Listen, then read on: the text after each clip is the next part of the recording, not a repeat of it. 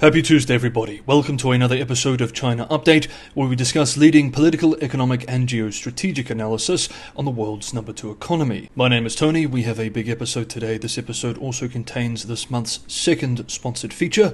These are limited to just a couple a month to ensure the channel is sustainable, but with the least disruption to the viewer experience. If you'd like to know how I work with my sponsors, this is in the description below. Let's jump in.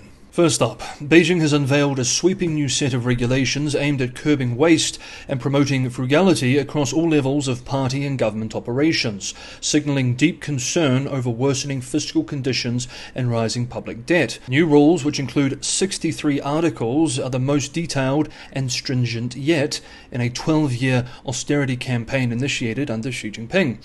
Jointly issued by the Communist Party Central Committee and the State Council, the so-called Regulations on Strict Economy and Opposing Waste in Party and Government Organs are intended to reinforce financial discipline as local governments grapple with strained budgets.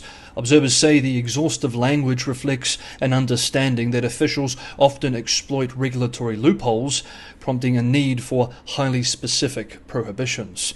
Among the key measures, government vehicles, lavish meals, elaborate meeting venues, and white elephant projects are all under fresh scrutiny. The regulations ban expensive dishes, alcohol, and cigarettes at official functions, prohibit decorative elements like flowers or backdrops at meetings, and call for an end to ceremonial greetings and excessive entourage sizes during inspection tours. Officials must also eliminate unnecessary meetings and avoid using party building or training activities as cover for group leisure trips. Propaganda departments have been tasked under Article 51 to promote thrift through extensive media campaigns, advocating, quote, green and low carbon consumption, end quote, and fostering a societal mindset that, quote, waste is shameful and economy is honourable, end quote. Very much a sign of the times. While aligned with the state's long-term goals, analysts note this messaging could further suppress consumption in sectors like dining and luxury goods. Commentators also point out that even if these rules are strictly followed, it will do little to reverse China's surging debt or fix its deep structural issues within the fiscal system. These issues run much deeper than local party members and government officials spending too much on a luxury trip. The campaign comes amid growing anxiety in Beijing about its debt trajectory. With economic growth slowing and revenue pressures mounting, the central government has approved trillions of yuan in new bond issuances this year, including 1.3 trillion yuan in ultra-long-term special bonds to finance local governments and subsidize the economy. A few days ago, we covered the issue of China's continuously surging debt, officially up to 310% of GDP. That is officially. Furthermore, analysts warn that careless spending on these funds could deepen structural imbalances. Quote, this revision is perhaps the most stringent version yet, end quote, said a Beijing-based analyst speaking to Hong Kong-based South China Morning Post, pointing to Beijing's effort to reassure the public that officials are enduring economic hardship alongside ordinary citizens. As China attempts to avoid the debt spiral confronting the United States, something we've been following closely on my other channel, Market Update, but an issue which is perhaps much more serious for Beijing than for Washington. The success of Xi's intensified austerity push will hinge on how effectively Beijing can channel limited funds towards productive, growth-generating outcomes. But frankly, the fiscal situation can only really, truly be fixed if painful, politically and economically expensive changes are made at the structural level. Systemic issues which regular viewers of China Update will be all too familiar with. Next up, we move to the Chinese economy. China's home prices fell more sharply in April, underscoring the persistent strain on its property market and potentially an acceleration of its slow-moving crash.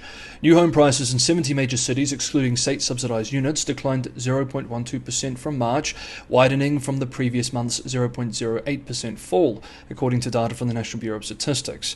Now, this is official data, and this is a especially sensitive area, so we take these numbers with a grain of salt.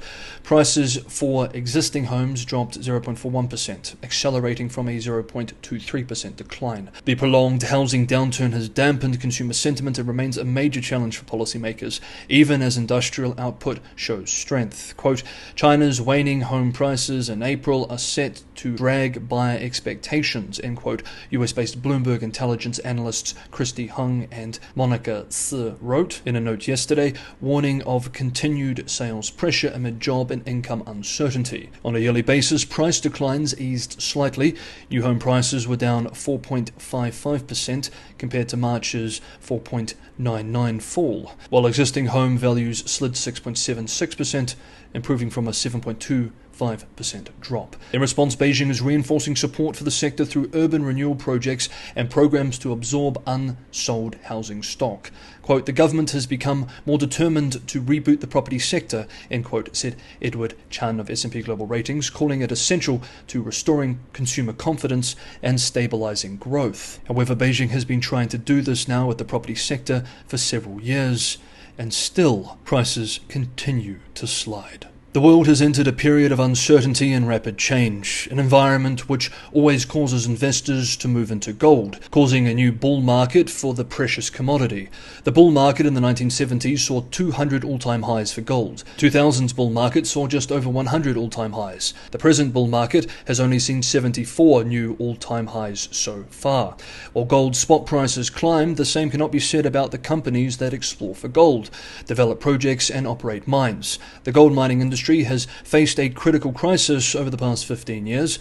From 2010 through 2025, exploration budgets have stagnated or declined, discoveries have plummeted, and global gold production has stagnated, with projections of a 17% supply drop by 2030. Existing mines are depleted faster than resources are replenished. This underinvestment in new deposits is a massive driver for a potential supply crunch. The last major bull market for gold-related companies occurred more than 13 years ago.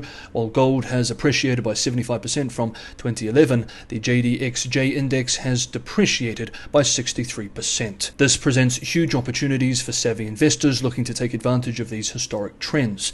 And today's video sponsor, AXCP Ventures, ticker symbol GARLF, provides such an opportunity.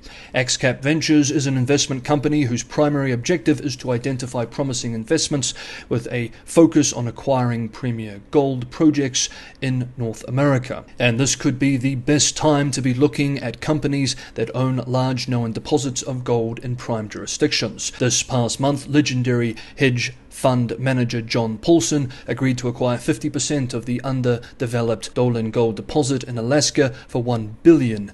AXCP Ventures was incorporated to make investments to rapidly capitalize on the distressed conditions of the gold industry.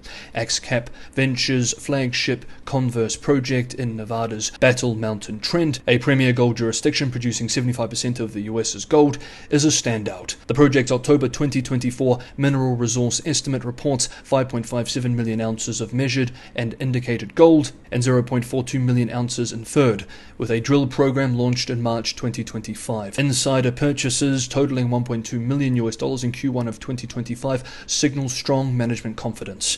For example, in the last week of April alone, Mario Vetro, co-founder and director, purchased a total of 240,000 shares at 15 cents Canadian.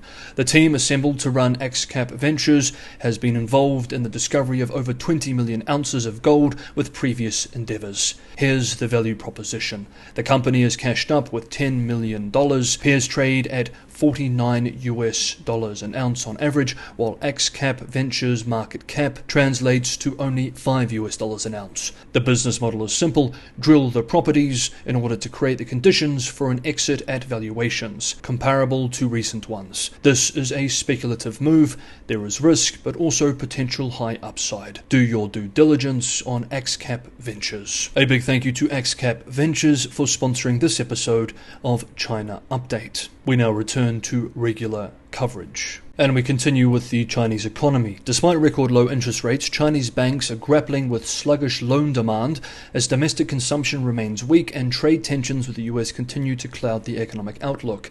According to the People's Bank of China, total yuan-denominated loans rose 7.2% year-on-year in April to, in US dollars, $36.9 trillion. However, consumer lending contracted by $500 billion, the largest monthly drop since February 2024.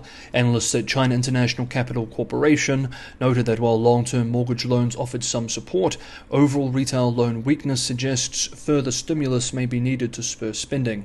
Banks have responded with aggressive loan campaigns. Beijing has emphasized consumption as a priority, approving a half a trillion yuan capital injection into major state banks. But analysts, including those at Fitch and UBS, warn that without stronger consumer and business confidence, loan growth may remain subdued, even with temporary relief from the US trade war. While the tariff truce may delay further stimulus, economists expect further fiscal support, potentially 200 to 300 billion yuan, tens of billions of US dollars, could still be announced at the July Politburo meeting. And finally for today, the recent India-Pakistan military confrontation is reverberating far beyond South Asia, prompting a reassessment of Chinese arms as potentially credible rivals to Western systems. At the center of the debate is China's J-10C fighter jet, which Pakistan claims shot down 5 Indian aircraft, including French-made ones, during the 4-day conflict. While India hasn't confirmed the losses, the market reaction in China was swift. Shares of the J-10C's manufacturer surged more than 25%, adding over $7.6 billion in value. More critically, the performance of Chinese military hardware under combat conditions is raising alarm in places like Taiwan, where Beijing's growing military power is a constant concern. Quote, "We may need to reassess the PLA's air combat capabilities, which may be approaching or even surpassing US deployments in East Asia," end quote, said an analyst at Taiwan's Institute for National Defense and Security Research, speaking to Japanese financial media outlet Nikkei Asia. Observers say the J-10C's battlefield effectiveness could prompt Washington to speed up arms sales to Taipei. The China-supplied PL-15 missile, parts of which were reportedly recovered in India, is also under scrutiny. Capable of speeds exceeding Mach 5, it rivals advanced Western missiles. While India insists its own air defenses held firm and said it targeted terrorist camps in Pakistan, the outcome of the clash remains disputed. The broad implications is a growing perception that Chinese arms may have closed the qualitative gap with Western systems in key areas like electronic warfare and systems integration. Quote, "If Pakistan's claims are verified, China's capabilities are coming of age," end quote, said Sushant Singh, a former Indian Army colonel, speaking to US-based The Wall Street Journal. Yet concerns remain. Chinese weapons, despite attractive pricing, have a checkered record. Countries like Myanmar, Bangladesh, and even Pakistan have faced issues with reliability and maintenance. Quote, "There are hidden costs," end quote, noted researcher Kindi Zheng, citing previous malfunctions and poor interoperability with non-Chinese systems. Still, as defense spending surges globally, especially under pressure from Washington, China's cheaper offerings may find increased traction, particularly in developing countries. Whether the J-10C's battlefield debut marks a turning point in the global arms race depends on how much buyers trust China's ability to deliver on performance and durability. Okay, that is today's episode of China Update. Thank you so much everybody for watching. Have a good Tuesday, and I'll see you for a new episode of China Update on Thursday.